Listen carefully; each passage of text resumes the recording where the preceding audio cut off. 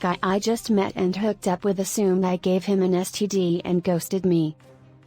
I may have given him an STD.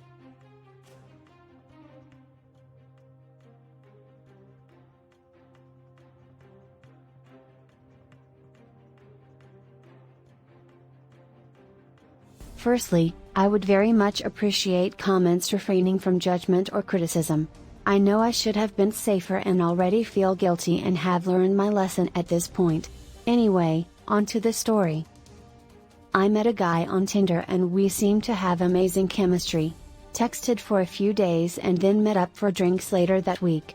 Ended up spending the night. 2 days later we had another date and he stayed over at my place. Both dates went amazing. We both expressed interest in spending more time together and seeing where things went.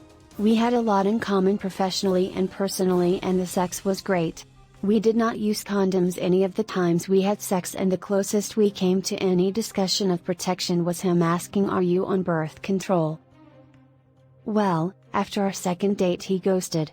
Didn't hear from him for over a week, after being in basically non-stop text contact for a week. I was bewildered and hurt because I really didn't see this coming and things seemed to be going so well. Maybe 10 days later I finally get a text from him asking me if I had any STDs because he's been experiencing painful urination. I don't have any symptoms but I had previously had unprotected sex with someone else about a month before, so I knew it wasn't impossible for me to have something. I told him so, apologized and said I would get tested.